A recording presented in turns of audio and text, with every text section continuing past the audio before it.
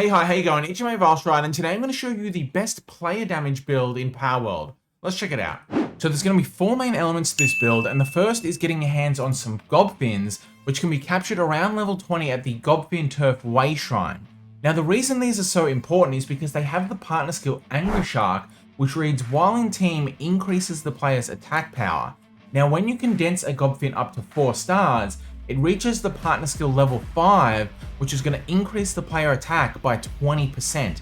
And notably, these can stack, so if you have more than one Gobfin in party, you're going to stack that boost up. So at the moment, I'm getting an 80% attack boost by having 4 Gobfins in my team. Now, in addition to that, the next thing you can do is make sure that your Gobfins have the Vanguard passive, which is going to further increase that player attack damage for each one you have in party by an extra 10%.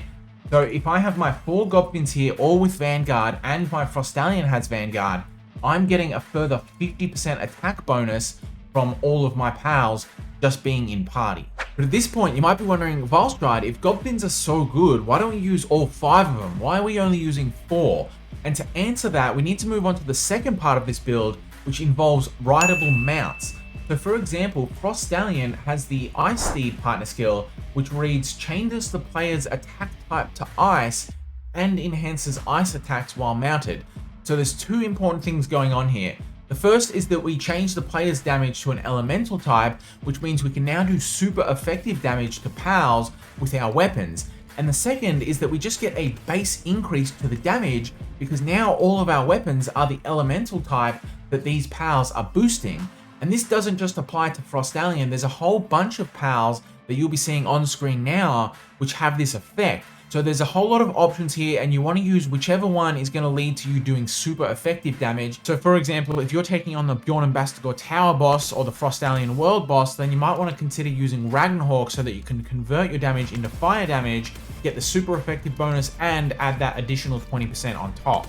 And finally, as for the passives for your mounted pals, I recommend making sure that you have the Vanguard passive on again, which is going to give you that 10%. And for the other skills, I highly recommend Swift, Legend, and I would say Runner here instead of Stronghold Strategist. I just have Stronghold Strategist because it's an old build that I was trying out, but I definitely would recommend Runner here instead because that's going to help keep your Frostallion alive longer and help you dodge attacks better. The next thing you want to do is go ahead and get yourself one of each rarity of the attack pendants. So the first is the common, and that's going to give you 5% bonus to attack. The attack pendant plus 1 is going to give you 10%, and then the rare version attack pendant plus 2 is going to give you 15%. So combined, you're going to get a 30% attack bonus from wearing all 3 at the same time. Now, what you can't do is wear 2 of the same type. So you can't wear 4 of the attack pendant plus 2, for example.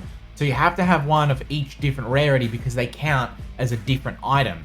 Now these can be a little bit annoying to farm, but I'll put all of the locations and drop rates up on screen now so that you can pause the video here if you need and take a little bit longer. And finally, the last thing you need to complete the build is the Mammoris Curry because that's going to give you a further 25% on top of all the other buffs that we've already talked about.